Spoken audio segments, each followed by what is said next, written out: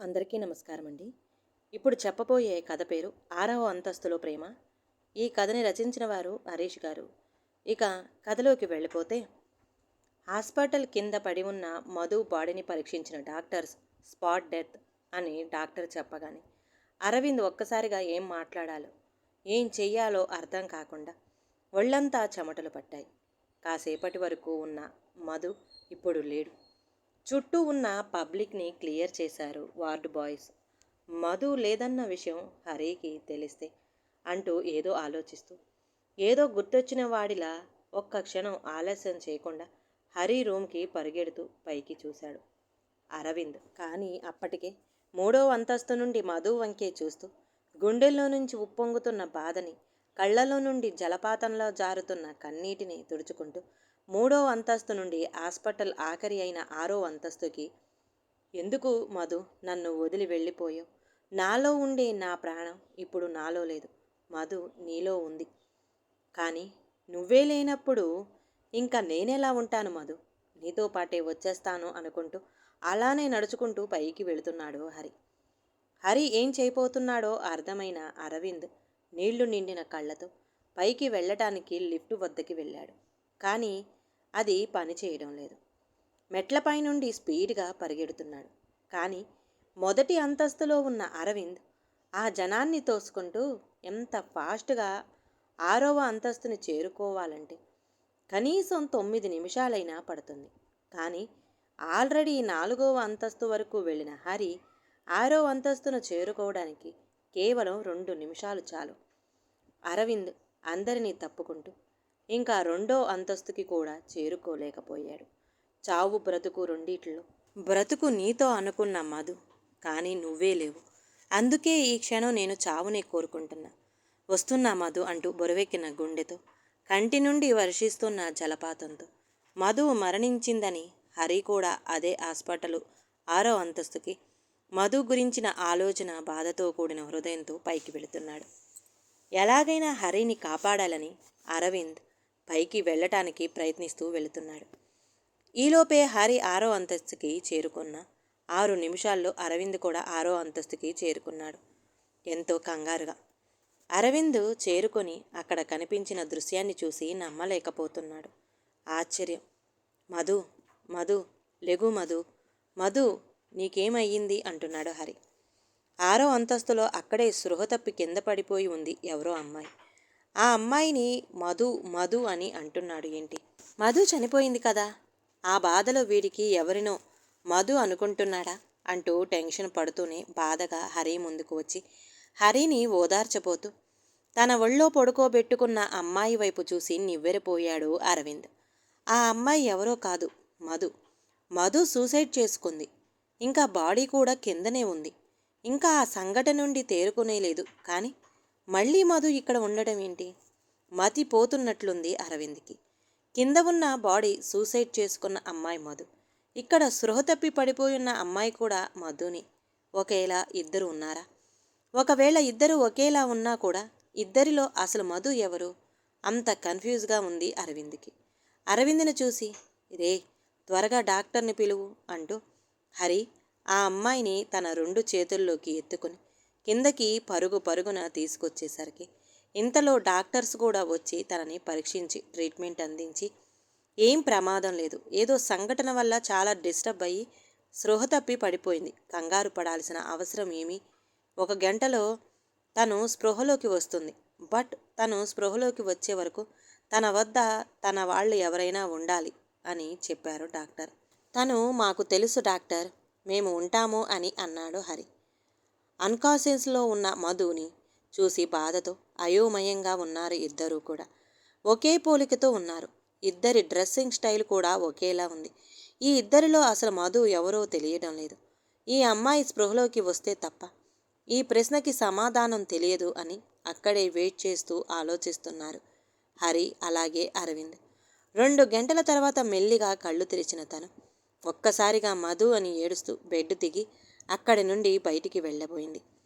అది వినగానే మధు అని ఏడుస్తుంది అంటే చనిపోయింది నా మధునే అని అనుకొని అచేతనంగా అలానే కుర్చీలో కూలపడిపోయి హరి గుండెల నిండా బాధ కన్నీళ్ల రూపంలో బయటికి పొంగుతుండగా అరవింద్ ఆ అమ్మాయిని ఆపి కాసేపు సముదాయించసాగాడు. కాసేపు అయ్యాక అలానే బెడ్ పైన కూర్చుని ఏడుస్తున్న తనతో, ఈ సమయంలో ఇలా అడగటం కరెక్ట్ కాదని తెలుసు, కానీ తెలుసుకోవాల్సిన పరిస్థితి కాబట్టి అడగాల్సి వస్తుంది. ఇంతకీ మీరెవరు? చనిపోయిన మధుకి మీరేమవుతారు? ఇద్దరూ ఒకేలా ఉన్నారు అని మెల్లిగా అడిగాడు అరవింద్. సమాధానం ఏం ఇవ్వలేదు తను. కళ్ళల్లో నుంచి నీరు ఉబికి వస్తున్న తనని చూసిన హరి తన కళ్ళు తుడుచుకుంటూ తన వద్దకి వచ్చి, నా ప్రాణానికి ప్రాణమైన నా మధు నా వల్లే నాకు అందనంత దూరం వెళ్ళిపోయింది. తన చెంతకే చేరబోతున్న నాకు అచ్చం నా మధులానే మీరు కనిపించారు. మిమ్మల్ని చూస్తుంటే నాకు నా మధునే గుర్తుకొస్తుంది. తనకి మీరేమవుతారు అని అడిగాడు బాధగా హరి. అంతలా మధు కోసం దుఃఖిస్తున్న హరి వంక చూస్తూ, ఇక్కడి నుండి ఏడుస్తూ పరిగెత్తి చనిపోవాలనుకున్న మధు ఇప్పుడు నీ ముందు ఉన్న నేనే హరి. చనిపోయింది నా సిస్టర్. మేము కమల పిల్లలం. తన పేరు మధుమిత, నా పేరు మధులిత అంది పొంగుకొస్తున్న దుఃఖాన్ని ఆపుకుంటూ. ఆ మాట వినగానే హరి తనని కౌగిలించుకుంటూ, మధు, నువ్వు బ్రతికే ఉన్నావా? ఇదంతా నా వల్లే జరిగింది. అసలు ఏమైంది మధు? అడిగాడు హరి. మీరు అలా మాట్లాడగానే నేను తట్టుకోలేకపోయాను. నువ్వు నన్ను అపార్థం చేసుకున్నావు అనే భావన నేను భరించలేకపోయాను. దాంతో ప్రాణం పైన ఆశ పోయింది. ఆ బాధలోనే బయటికి పరిగెత్తాను. ఇంతలో ఇదే హాస్పిటల్లో ట్రీట్మెంట్ పొందుతున్న నా చెల్లి మధుమిత హాస్పిటల్ పైకి వెళ్ళటం గమనించిన నేను కూడా వెళ్ళాను. కానీ పైన డోర్ లాక్ చేసి ఉంది. నేను ఎంత పిలిచిన డోర్ ఓపెన్ చేయలేదు. కాసేపటి తర్వాత డోరు ఓపెన్ అయింది. వెళ్ళి చూస్తే తను అక్కడ లేదు. కింద నుండి ఏవో అరుపులు విని కిందకి చూస్తే తను కింద రక్తపు మడుగుల్లో. అది చూసి నేను స్పృహ తప్పి పడిపోయాను. తర్వాత చూస్తే ఇక్కడ బెడ్ పైన ఉన్నాను అంటూ చెబుతూ ఆగని తనకు దుఃఖం ముంచుకొచ్చింది మధుకి. సారీ మధు. అయినా మధుమిత ఎందుకు సూసైడ్ చేసుకుంది? అసలు తనకేమైంది? ట్రీట్మెంట్ దేనికి మధు? అడిగాడు హరి. తన స్టడీస్ కంప్లీట్ చేసి హైదరాబాదులో జాబ్ చేయడానికి వచ్చింది. ముందు బాగానే ఉంది, కానీ మెల్లిమెల్లిగా తన ప్రవర్తనలో మార్పులు, ఆఫీస్ నుండి లేటుగా రావటం, అడిగితే కోపంగా చూడటం, అరవటం, ఎప్పుడు ఒంటరిగా ఉండటం, ఇలా చాలా మార్పులే గమనించాను. ఆ తర్వాతే తెలిసింది తను డ్రగ్స్కి అలవాటు పడిందని. పూర్తిగా తెలుసుకున్నాక అర్థమైంది తను అలవాటు చేసుకోలేదని, తనకు అలవాటు అయ్యేలా చేశారని. కానీ ఎవరు ఎందుకు అనేది తెలియలేదు. అందుకే తను ఆ ప్రమాదకరమైన డ్రగ్స్ నుండి బయటపడటానికి ఇంట్లోనే ట్రీట్మెంట్ చేపిస్తున్నాను. అలాగే ప్రతి వారంలో ఒకరోజు హాస్పిటల్లో తనకి ఇక్కడే ఎవరికీ తెలియకుండా ట్రీట్మెంట్ చేపిస్తున్నాను. ఈరోజు కూడా అలానే తను తీసుకొచ్చాను. తను మెల్లిమెల్లిగా బయటపడుతుంది. మరి కొన్ని రోజుల్లో తను డ్రగ్స్ అలవాటు నుండి బయటపడుతుందనగా అంతలోపే ఇలా జరిగింది అని బోరుమంది మధు. ఊరుకో మధు అంటూ తనని ఓదార్చుతున్నాడు హరి. చక్కగా ట్రీట్మెంట్ చేసుకుంటూ సరిగ్గా బయటపడే సమయానికి తను ఇలా సూసైడ్ చేసుకోవడం చాలా బాధగా ఉంది. మధుమిత ఇలా తొందరపడి ఉండకూడదు అని అన్నాడు అరవింద్. అసలు తను సూసైడ్ చేసుకోవాల్సిన అవసరం ఏమొచ్చింది? అది సూసైడేనా లేక ఇంకేదైనా జరిగిందా అని అన్నాడు హరి.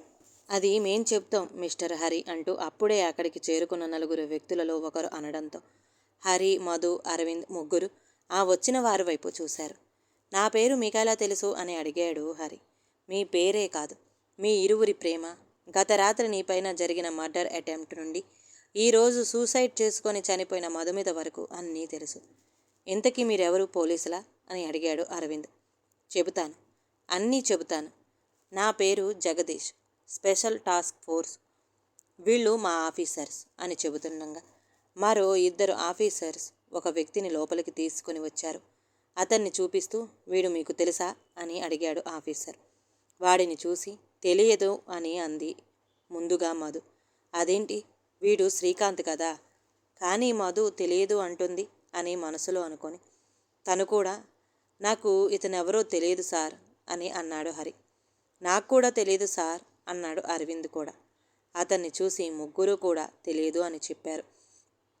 కానీ అతడు ఈ ముగ్గురికి తెలుసు అని జగదీష్కి తెలుసు, కానీ ఇప్పుడు అది బయట పెట్టలేదు. సో వీడెవడో ఎవరికి తెలియదన్నమాట. సరే, నేను వీడి గురించి చెబుతాను. ఈలోపు అయినా ఎవరికైనా గుర్తొస్తే చెప్పండి అని చెప్పటం మొదలుపెట్టాడు జగదీష్.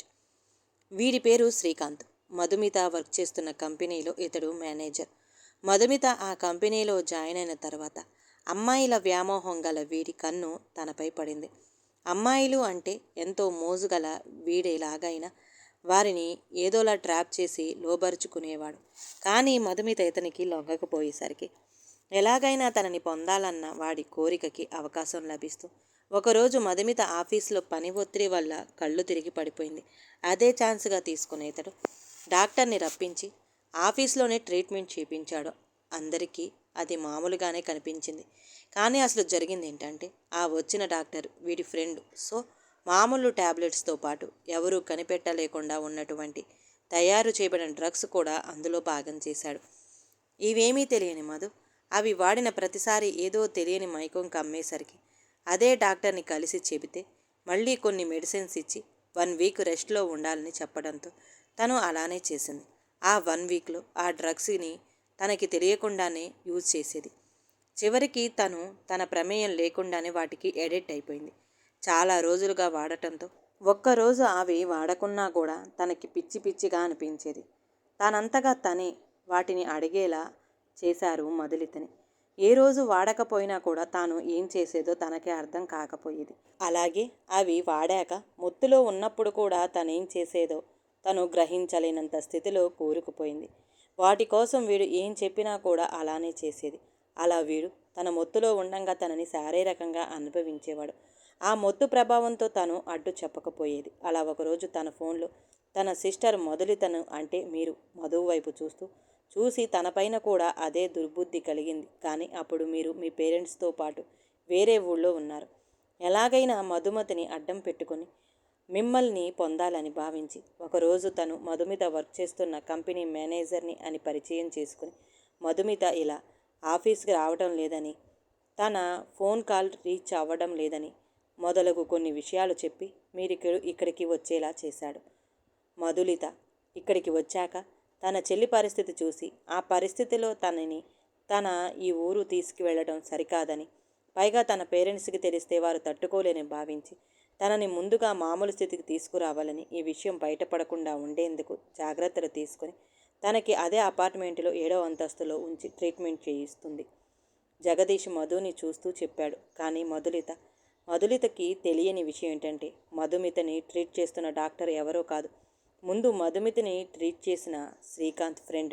సో మధుమితకి హెల్ప్ చేస్తున్నట్టు నటిస్తూ ఈ అపార్ట్మెంట్కి వచ్చేవాడు. తన పని తాను చూసుకుంటూ మధులితని కూడా ఎలాగైనా పొందాలని తనకి దగ్గరయ్యే ప్రయత్నంలో ఉండగా హరి మధులిత ఇద్దరూ ఒకరిని ఒకరు ఇష్టపడుతున్నారని తెలుసుకుని మీ ఇద్దరిని ఎలాగైనా దూరం చేయాలని చాలా ప్రయత్నాలు చేశాడు.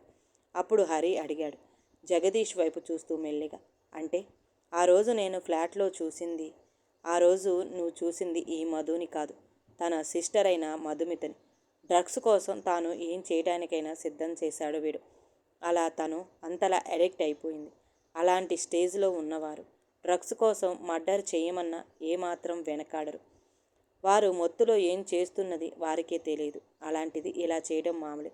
సో ఆ రోజు నువ్వు అపార్ట్మెంట్ వద్దనే ఉన్నావని వీడికి సహాయం చేసి వీడి ఫ్రెండ్ ద్వారా తెలుసుకొని మధులిత కాల్ లిఫ్ట్ చేయకపోతే ఏమైందో అని కంగారు పడుతూ నువ్వు పైకి వెళతావని ఊహించి నువ్వు పైకి వచ్చేలా చేసింది వీడే.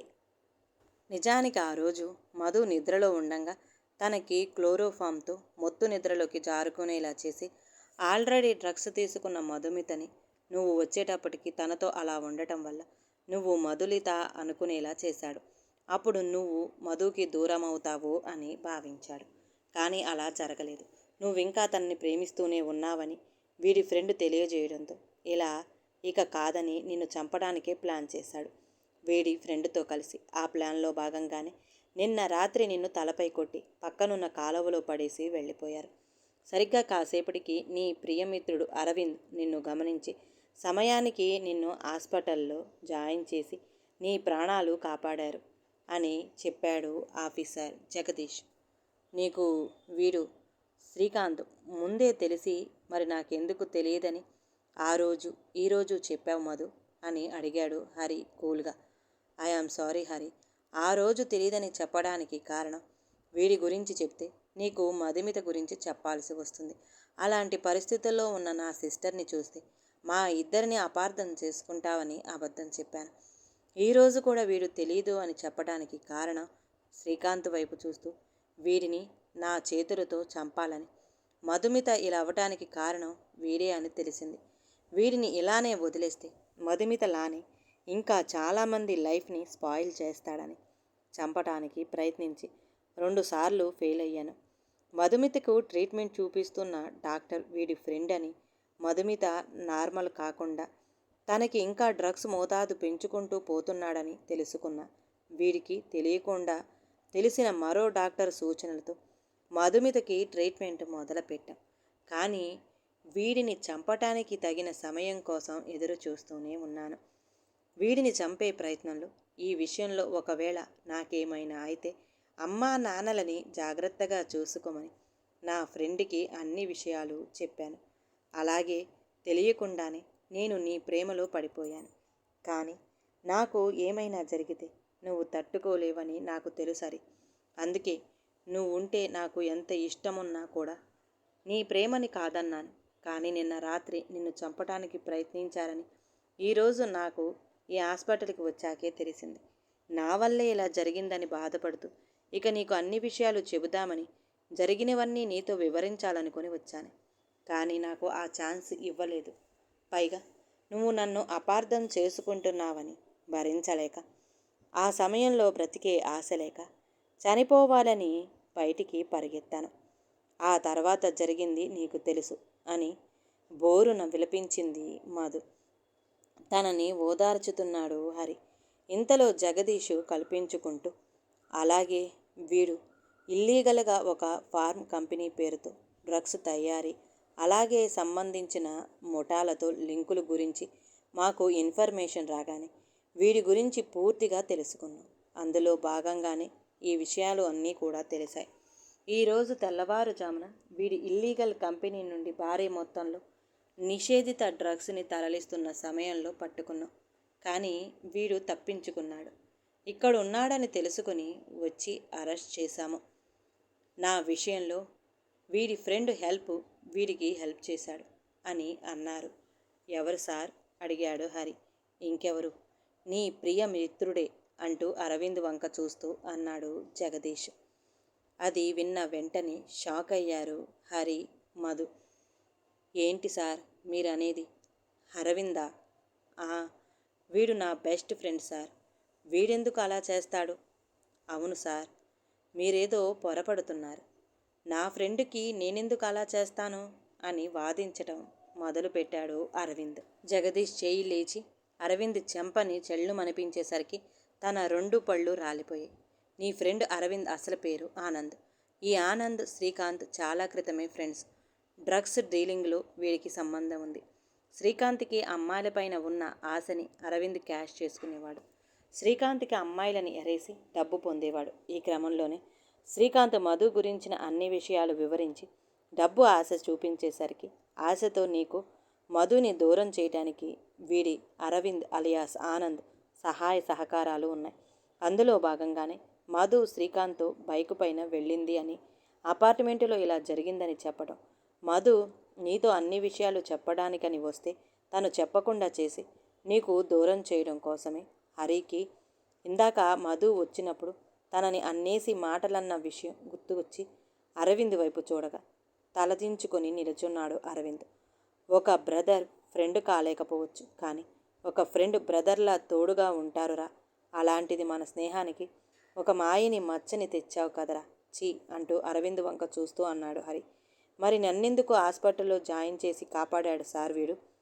నిజానికి నిన్ను కాపాడింది నీ ప్రియ మిత్రుడు కాదు, నిన్ను కాపాడింది మధుమిత. మధుమితనా అంది మధు. అవును. హరి తలపైన కొట్టే సమయానికి మధుమిత అపార్ట్మెంట్ బాల్కనీలో నిల్చొని ఉంది. అప్పుడు తను డ్రగ్స్ మత్తులో ఉంది కాబట్టి తనకి కింద ఏం జరిగింది కనిపించలేదు.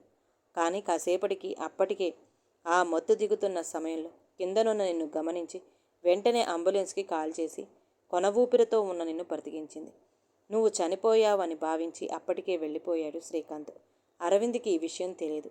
సార్, మరి మధుమిత ఎందుకు సూసైడ్ చేసుకుంది అని అడిగాడు హరి. మీకు ఒక విషయం చెప్పాలి. మీరనుకున్నట్లు మధుమిత సూసైడ్ చేసుకోలేదు. తనది హత్య అని చెప్పాడు ఆఫీసర్ జగదీష్. మధుమితది హత్య అని వినగానే హరి, మధు షాక్ అయ్యారు. మధు కళ్ళు ఇంకా వర్షిస్తూనే ఉన్నాయి. కానీ తన చెల్లిని ఎవరో హత్య చేశారు అని వినగానే మాత్రం ఆ కన్నీళ్ళు కార్చించలా మారిపోతున్నాయి. వాట్? మధుమితది హత్య? ఏమంటున్నారు సార్? నా చెల్లిది హత్యనా? అవును మిస్ మధులిత, మీ చెల్లిది ఆత్మహత్య కాదు, హత్య. ఎవరు హత్య చేశారు నా చెల్లిని అని అంది. ఆ గొంతులో బాధ కన్నా కోపం స్పష్టంగా తెలుస్తూనే ఉంది. మధుమితకి చాలా రోజుల క్రితం నుండి మీరు వేరే డాక్టర్తో ట్రీట్మెంట్ చేయిస్తున్నారని, తను మామూలు పరిస్థితికి వస్తే తన డ్రగ్స్ రహస్యాలు అన్నీ బయటపడతాయని తెలిసి ఈరోజు ఉదయమే ఇక్కడికి చేరుకున్న వీరు, మీరు మధుమిత పక్కన లేని సమయంలో తనని హాస్పిటల్ పైకి రప్పించి అక్కడి నుండి తనని అంటూ చెప్పడం ఆపాడు జగదీష్. మధు కంట్లో నుండి కారుతున్న కన్నీళ్ళని తుడుచుకుంటూ రెప్పపాటు కాలంలో మధు పక్కన గల సెలైన్ బాటిల్ స్టాండ్తో శ్రీకాంత్ తలపై గట్టిగా మొదట క్షణంలో జరిగిపోయింది.